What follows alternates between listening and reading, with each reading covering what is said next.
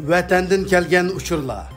Kompartiyaning 100 yilligini xotirlash harpsida Xitoy elektronlik uskunalarni tekshirishni umumyuzlik kuchaytgan. 2021-yili 6-oyning 25-kuni Uyg'ur axborot markaziga kelgan uchurda bildirilishicha, Xitoy hukumatı tam atlab to'rg'a chiqadiganlarni nishon qilib umumyuzlik maxfiy harakat qo'zg'agan. Bu harakat 7-oyning 10-kuniga qadar davomlashadi ekan. Ahvoldan xabardor kishilar bu mezgilda tam atlab to'rg'a chiqishning intayin xatarlik ekanligini va elektronlik uskunalarning cho'qim pokiz tozalanish kerakligini ogohlantirdi.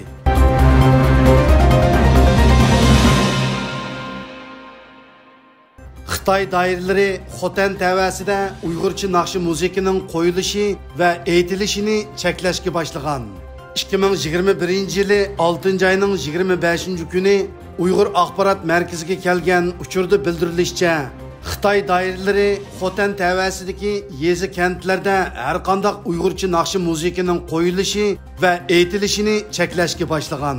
2 yillar burun Sharqiy Turkistonning boshqa joylarida bir qism Uyg'urcha naqshlarning cheklanganligi ma'lum bo'lgan bo'lsa-mu, Uyg'urcha naqshi musiqalarining umumyuzlik cheklanishi diqqat qo'zg'agan. Amerika Kengash palatasidan yangi qonun loyihasi. Amerika Aqsaray hukumat to'rining 24-iyun e'lon qilgan bayonotida bildirilishicha, Uyg'ur majburiy emgini cheklash qonun loyihasi Amerika Kengash palatasining tasdiqidan o'tgan bo'lib, dokladda Amerika Xitoy hukumatining qo'lishi ostida Sharqiy Turkistonda yuz berayotgan majburiy emgakka selish qilmishini, insoniy qadr-qimmatni haqorat qilganlik, shundaqla Xitoyning adolatsiz iqtisodiy harakatlarining misollaridan biri deb tunuydi deyilgan. Biz bu qonun loyihasini planlovchilardan biri, shundaqla yezishga qatnashuvchilardan biri bo'lgan Amerika Kengash palatasi a'zosi Marko Rubioga va boshqa munosabatli xodimlarga rahmatimizni bildiramiz.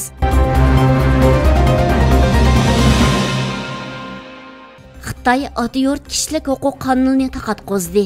Reuters agentligining 25-iyundagi xabardan ma'lum bo'lishicha, 2017-yili YouTube'da ochilgan Atiyurt Qozoq kishilik huquq qonuni Sharqiy Turkistonda tug'ilgan Qozog'iston garajdorligidagi kishilik huquq faoliyatchisi Serikjon Belashning Atiyurt tashkilotiga qarashli kanal bo'lib, bu kanalda 2017-yildan buyon Xitoy jazo lagerlariga solayotgan urug' tuqqanlari haqida guvohlik bergan qozoqlarning guvohligidan tashkil topgan 11,000 video mavjud bo'lib, mazkur YouTube kanalidagi videolar kunimizgacha jami 120 million qatim ko'rilgan ekan.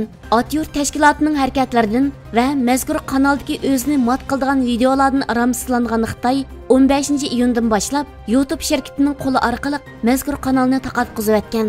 Xitoyning bu xildagi zo'ravonliklari uning chet eldagi o'ziga qarshi faktlarni yo'q qilish o'rinishining kuchayayotganligidan darak berdi.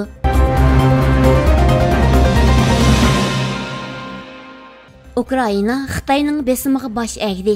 Ukraina yaqinqi oylardan beri Birlashgan Davlatlar Tashkiloti kishilik huquq kuzatish amaldorlari va xodimlarining Sharqiy Turkistonga berib, mustaqil tekshirish chaqirig'iga ovoz qo'shgan davlatlarning biri bo'lib kelgan edi. Janubiy Xitoy pochta gazeti to'rining 27-iyundagi xabarda bildirilishicha, Xitoy Ukrainaga navoda Ukrainaning mazkur chaqiriqqa ovoz qo'shishdan yanmasa, Ukrainani Xitoy virusning vaksinasi bilan ta'minlamaydiganligi to'g'risida tahdid solgan. Natijada Ukraina Xitoyning besimiga bosh egib, mazkur chaqiriqqa ovoz qo'shishdan o'zini tortgan.